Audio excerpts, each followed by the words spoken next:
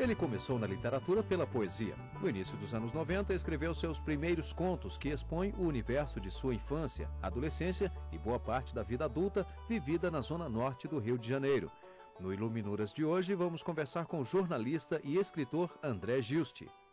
André, obrigado por aceitar o convite da TV Justiça para participar do Iluminuras de hoje. Bom, para começar, quando é que surgiu esse seu gosto pela leitura? Na infância, né? É um prazer estar aqui no Iluminuras. Na infância, né, que a gente começa a ter contato com os livros, até pela obrigação escolar, né? E desde ali dos 7, 8 anos, eu fui descobrindo a leitura, o prazer pela leitura, pelas vias tradicionais, como Monteiro Lobato, Fernando Sabino. Aí já um pouquinho depois, na adolescência, Rubem Braga, e esses autores, né, consolidaram o meu prazer, a minha vida de leitor, né? Teve essa influência dos pais ou não? Ficou mesmo nessa influência acadêmica, da escola ali, os primeiros passos? Os meus pais estudaram pouco, eles não eram pessoas, digamos, letradas, mas davam muito valor aos livros, entendeu? A minha mãe, inclusive, a lembrança que eu tenho dela, e também do meu pai, é sempre os dois me trazendo livros, entendeu? Incentivando a leitura de literatura mesmo, né? Pouco gibi, inclusive, muitos livros. E eles, mesmo sem terem esse contato, assim, digamos, com os estudos muito profundos, eles sempre incentivaram todos nós, né, a lermos lá em casa. Bom, você falou dessa influência sua aí ao longo desse seu apego pela literatura. Agora, fora contos, que é uma coisa que nós vamos falar daqui um pouquinho, porque está aqui na sua base, nos seus livros, que mais que você gosta de ler? Claro, fora o jornal, né? Jornal, eu te confesso que eu leio por obrigação, hoje em dia. Mas, além de literatura, contos, romances, eu gosto muito de ler sobre a história do Brasil. Eu sou uma pessoa, assim, apaixonada pela história do Brasil. E hoje, já depois de 20 e tantos anos, né, trabalhando com jornalismo, eu descobri que eu resolvi ser jornalista por causa da história, porque a gente faz a história, o jornalista ele faz a história do país, do mundo, né, todos os dias, né? E eu gosto muito de ler sobre a história de uma forma geral, a história do Brasil mais especificamente, e principalmente a história do Brasil no século XVIII, né, o período setecentista, né, que é um período inclusive pouco explorado na nossa história, quando o Brasil ainda era colônia. E eu sempre estou aceitando dicas de autores e bibliografia em relação a esse assunto. Gosto muito. Bom, no caso, a literatura te influenciou aí o conhecimento, a história, na sua formação profissional.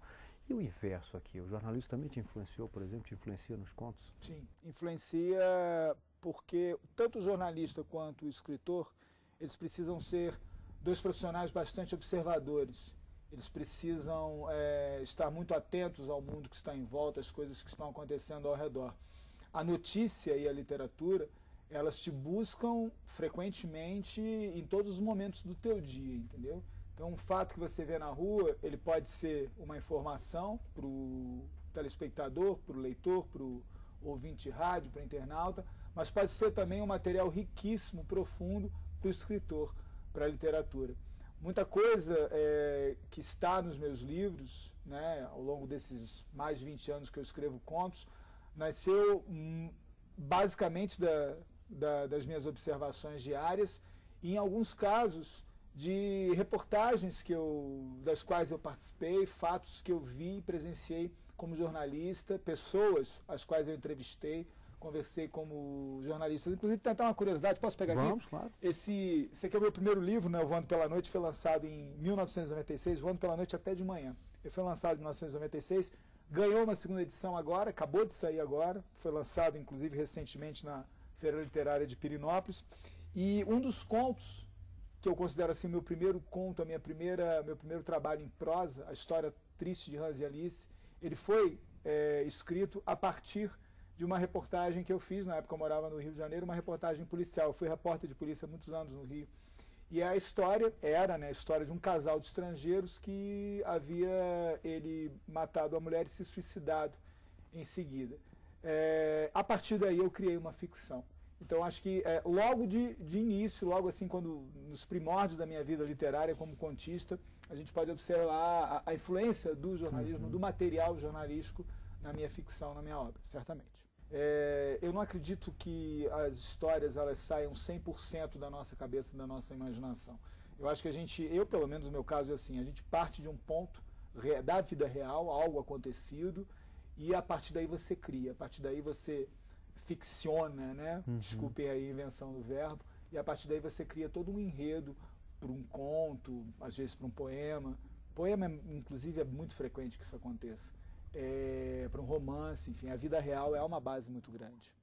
Bom, você chegou a escrever outras obras ali na década de 80 e tal, mas dando um salto aqui já para os contos, continuando aqui, quando é que surgiu essa vontade ou essa percepção sua para contos? Para a prosa, né? Pois bem, como você bem disse, eu comecei a escrever na adolescência, ali pelos início dos anos 80, publiquei 2 livros de poesia que eu vendia de bar em bar lá no Rio, que eu não considero, não os considero, por fatores técnicos, não os considero como sendo da minha bibliografia, né, da minha obra de autor. Tem um valor emocional, mas valor literário muito pouco.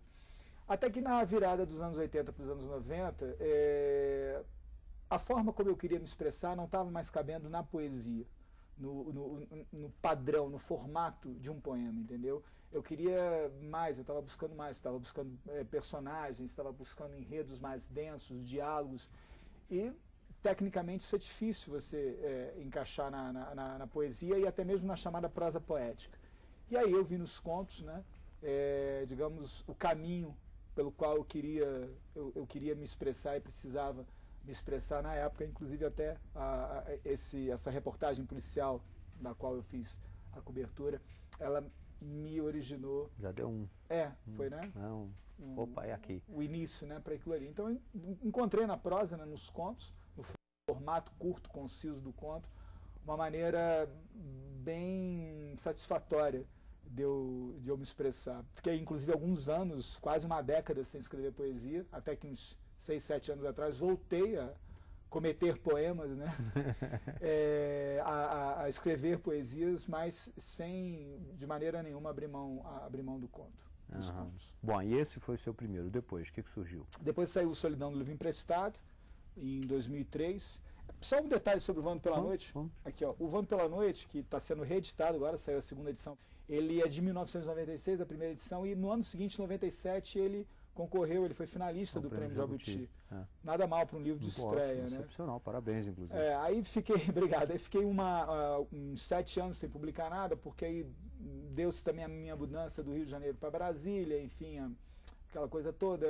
Não publiquei, escrevia muito, mas não publiquei. Em 2003 publiquei A Solidão do Livro Emprestado, meu 2º livro. Um ano depois, 2004, Eu Nunca Fecharei a Porta da Geladeira com o Pé em Brasília, o título é um pouco extenso, né? Que inclusive é o meu único livro para uma editora aqui de Brasília.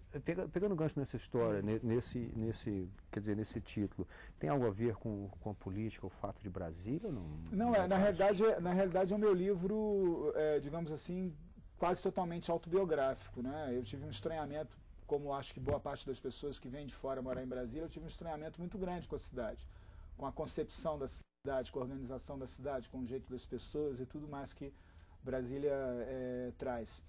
E como é que é a forma de você contar isso para um escritor? É escrever, né? Então vamos lá, né? Vamos sentar ao computador e vamos contar como é que é isso. E aí surgiu uma novela, não é um livro de contos, né? Ele é classificado como uma novela extensa, e eu contando essas experiências minhas e de outras pessoas com as quais eu convivi, histórias, aí sempre a percepção, né, do que está em volta, do que falo em volta. Pessoas que eu conheci, né, ao longo daqueles primeiros tempos de Brasília, 98, 99, e aí escrevi esse livro que saiu em 2004.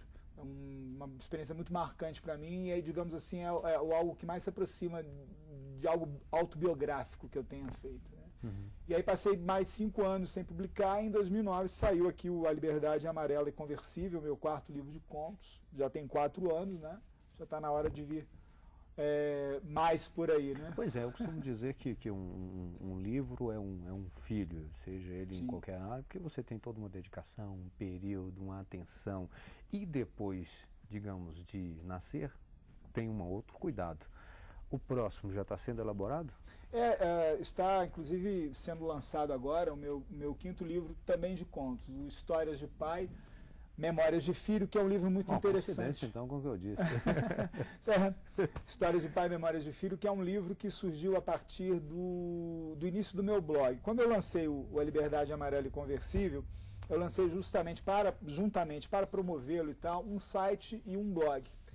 E você alimentar um blog diariamente, você tem que ter material, você tem que ter história, né? E eu, a partir de um certo momento, eu observei nas minhas 3 filhas, eu sou pai de 3 meninas, eu observei um material muito rico, a vivência delas, a relação delas comigo, a vivência entre elas, a visão delas sobre o mundo, sobre as coisas. Eu observei nelas um material muito rico para escrever para o blog. E comecei a criar pequenas histórias, pequenas crônicas, pequenos contos em cima da minha relação com elas. E acoplada a essa relação que eu tinha com as minhas filhas, vinham as minhas memórias em relação aos meus pais, que já não estão mais aqui, em relação ao que eu tinha sido como filho, entendeu? Então, se juntaram as memórias de filho com o meu presente de pai, a minha vivência de pai. Então nasceu Histórias de Pai, Memórias de Filho, está sendo lançado agora, é o meu quinto livro. É algo realmente baseado em fatos reais, né? É um livro curto, pequenininho, mas muito gostoso. Eu peguei, né, a linguagem da internet, ela é muito ágil, instantânea, né? Muito ágil, né? E aí quando você tira de um blog e vai botar no livro, você tem que fazer uma adaptação, você tem que melhorar, reescrever, e eu fiz isso foi um trabalho delicioso que eu fiz ano passado, eu demorei assim uns 2, 3 meses reescrevendo, pesquisando as histórias, as melhores e tal, foi realmente uma coisa, foi como reescrevê-lo, fazer ele de novo, né? Fazê-lo de novo o livro, é o meu quinto livro. Bom, eu quero agradecer, mas antes, deixa eu fazer aqui, uma pequena curiosidade, eu estou vendo aí a capa, que inclusive eu sei que já tem um conto aí que trata do Puma GTS. Puma GTS. Aqui na capa também um carro, inclusive um casal. Aí tem uma foto sua, inclusive. Aqui, aliás, está aqui, nesse aqui que tem uma foto sua com o Puma. Vem cá, só por curiosidade, você é um aficionado também por carro ou não? Eu sou aficionado por carros antigos, eu sou o que se chama de antigo mobilista, né? Eu sou colecionador de carros antigos, só tenho um, mas sou um colecionador de um só. Inclusive esse Puma é um Puma GTS 78, que está na capa, ele é meu, esse carrinho é meu, e a partir dele eu criei toda uma história, uma ficção, eu conto Puma GTS, de um homem que descobre várias coisas da vida dele a partir do momento que ele adquire esse veículo, esse automóvel antigo. Na saída da curva, apertou de vez o acelerador e o motor encheu novamente. O ponteiro do contagiro subiu, trazendo de volta com ele o vento indomado da velocidade. A liberdade é amarela e conversível. Foi o átimo de poesia que lhe veio à cabeça. Sorriu com gosto. Não tivesse as mãos ao volante, anotaria a frase para que depois de sua morte, os netos a encontrassem em papel envelhecido dentro de um livro e acreditassem a autor desconhecido. André, parabéns, muito obrigado, sucesso aí na sua jornada. Eu tive a satisfação de conversar hoje aqui no Iluminuras com o escritor, radialista, jornalista André Giusti. Obrigado, André. Um abraço. E o Iluminuras faz uma pequena pausa, já estaremos de volta com mais uma entrevista. Até já. No artigo 5º desta semana, vamos falar sobre o Tribunal do Júri. Vamos mostrar uma iniciativa da Promotoria de Justiça de Planaltina, cidade próxima à capital do país, que já levou mais de 3.000 estudantes de escolas públicas para assistir julgamentos e aprender sobre o funcionamento do tribunal. No estúdio, eu converso com a promotora Vivian Caldas, do Ministério Público do Distrito Federal e Territórios, e com Jason Barbosa, advogado criminalista. Eu espero você no artigo 5º.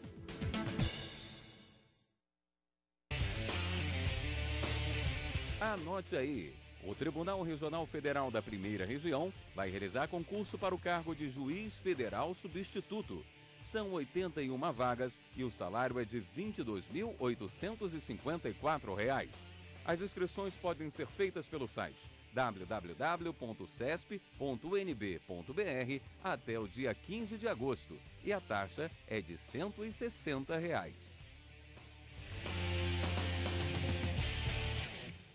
Está sempre conectado ao Facebook? Nós também. Atualizamos a página do STJ o tempo todo.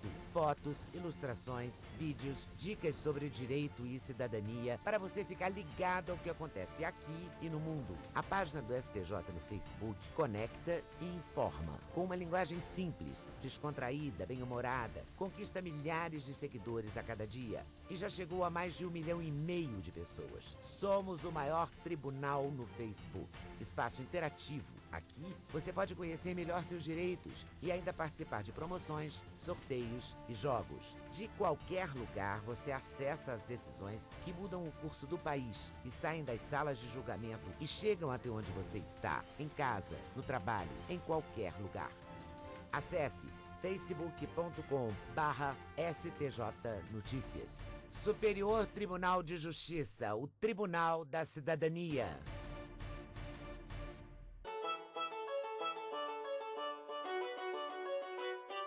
Ele nasceu em Açu, no Rio Grande do Norte, é filho, sobrinho e neto de advogados. Veio para Brasília em 1982, onde formou-se em Direito, mas antes graduou-se em Engenharia Eletrônica. Eu converso agora com João Celso Neto. João, inicialmente, muito obrigado também por participar do Iluminuras de hoje, por aceitar o nosso convite. Vamos falar das duas coisas, a engenharia elétrica, mas antes eu gostaria justamente, pegando o gancho aqui nessa nossa abertura, filho, sobrinho, neto, e aí você formou-se em Direito. Teve influência ou não, é uma opção sua mesmo? Na realidade, a vontade, vamos dizer assim, de ser advogado, não sei se é a vocação, mas a vontade de ser advogado, essa veio da infância. Nesse meu livrinho de estreia, que eu chamo de Apostila de Versos, eu pensava dizer exatamente isso. Cresci em Natal dos 4 aos 15 anos e ali morei, estudei, aprendi a viver, pretendendo ser poeta e advogado. Então, a vontade, eu sei, porque a família toda vinha de advogados. Contudo, eu cheguei ao Rio de Janeiro, mudança da família, eu me deparei com uma situação contraditória e adversa, porque eu não encontrava quem fizesse o curso clássico. Naquele tempo, o segundo grau colegial tinha clássico e científico. Eu tive que fazer o científico porque eu não encontrei escola clássica, a não ser o Pedro II. E o Pedro II não aceitava, naquele ano, quem não tivesse terminado o ginásio lá no Pedro II, ou não fosse filho de funcionário público estadual, federal, transferido, não era o meu caso. E eu terminei tendo que ir para uma escola que eu encontrei, de boa qualidade, que isso eu primava muito, meus pais também, que faziam muita questão que tivesse boas escolas. Eu tive que fazer o científico. E no afunilamento, eu chego no 3º ano científico, tinha que escolher entre medicina e engenharia. Aí escolhi engenharia. Seus trabalhos têm esse vínculo também com o direito? Eu tenho um último livro, publicado em 2004, que é exclusivamente jurídico. Ele resultou de uma série de artigos que eu fui publicando na internet, em portais jurídicos. Coincidência, na área trabalhista, talvez foi a única causa trabalhista que eu advoguei, eu não sou muito fanático por causa trabalhista, não. Mas... Que é esse aqui? Começou com um caso pessoal meu, advogado em causa própria, e alguns colegas me pediram para advogar a causa deles também, advoguei, ganhei todas. Bom, esse no caso foi o último é o único também jurídico. É o único jurídico, é o único jurídico. Os outros são de poesia. Isso. E esse aqui está saindo, talvez no final do ano, até o final do ano, é um meu livro de memórias, porque eu, como engenheiro, eu passei 30 anos trabalhando na Embratel. E de tanto contar as histórias que aconteceram comigo, algumas tristes, outras muito gozadas, eu fui estimulado a escrever as minhas memórias da Embratel. Eu digo, não, é muita pretensão eu escrever só as minhas. E tratei de encontrar colegas contemporâneos que pudessem falar também sobre as suas vidas na Embratel e principalmente para a gente poder comparar o mesmo fato visto de olhos diferentes. Alguns acham que foi bom, outros acham que foi ruim. Quer dizer, cada um dá a sua interpretação. Eu consegui a muito custo encontrar mais 6 pessoas que se somaram a mim. E eu sou o organizador do livro, mas eu sou apenas um dos coautores. Publicação para quando? Os pobres e anônimos escritores têm muita dificuldade de encontrar quem imprima, né? E também quem distribua, quem venda. A venda, a gente talvez ninguém almeja lucro, nenhum de nós. Tá? acredito que dos 7, talvez 5 não tivessem interessados nem em ver o livro publicado. A briga é mais de 2, eu e um outro que mora em Brasília também. Esse nós estamos batalhando muito. Somos nós que estamos tentando contato, ele mais até do que eu, encontrar editor, já tentamos apoio, tentar em vários lugares. Ninguém quer dar o apoio. Tá? E eu sou suspeito para falar, mas acho que o livro está muito bom. Bom, falamos do direito, falamos também um pouco das memórias, né, da engenharia, as duas áreas em que você atua. Vamos falar agora de uma terceira, que é justamente a poesia, mas inicialmente, em especial, a glosas, que eu queria, inclusive, que você explicasse um pouco. A glosa é uma composição poética, de certa forma até clássica. Boccaccio era um famoso glosador, que se faz uma décima a partir de um tema, de um mote, normalmente um dístico. Então a pessoa escreve um mote e o poeta tem o desafio, digamos assim, de glosar, significa analisar, desenvolver aquele tema, né? E a glosa era aquela poesia de momento, de instante. Nem todos eram repentistas, como são os cantadores de viola, mas todo mundo aceitava o desafio, e às vezes havia mesmo aquela coisa, alguém põe um mote e todo mundo quis fazer uma glosa sobre aquilo, e isso me ajudou, isso com criança, com 7, 8, 9, 10 anos, eu nasci, cresci ouvindo aquilo ali. E passou, o tempo foi passando, eu não costumava escrever glosas, mas no final dos anos 70, meu pai havia falecido e ele era um grande glosador. Então nós pegamos as glosas que meu pai tinha escrito, selecionamos talvez as 30 ou 40 melhores, e eu me propus a apresentar cada glosa dele com outra glosa minha. Tá?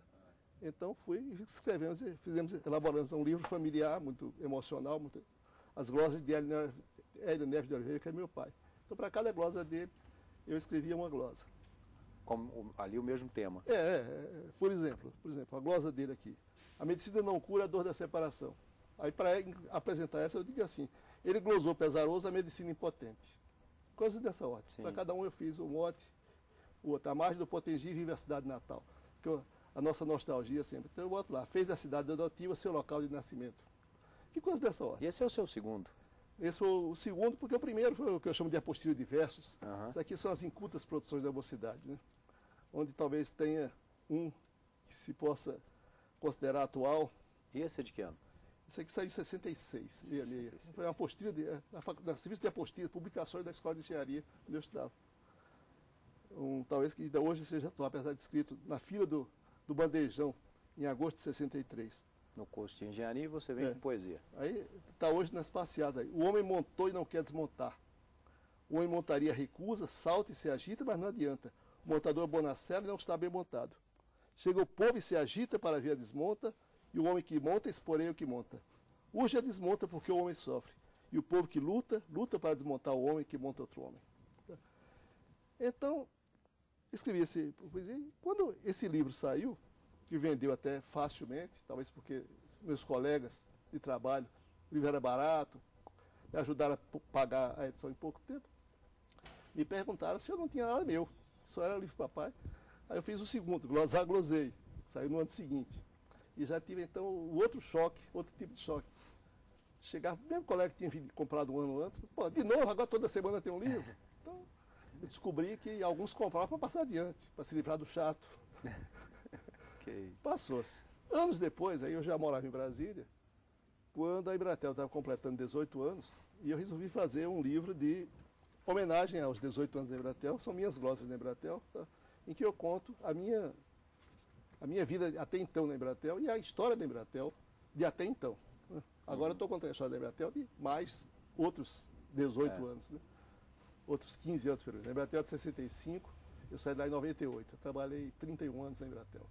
Que outros autores você costumava, ou costuma, né, a ler? Olha, eu fui um leitor voraz da minha infância até meus 17, 18 anos. Eu nunca me lembro de ter passado um dia ou uma semana sem ter lido um livro. Fui até muito precoce e provavelmente me antecipei muita coisa. Eu me lembro que eu fui ler o Elogio da Loucura de Herávito de Roterdã com 13, 14 anos.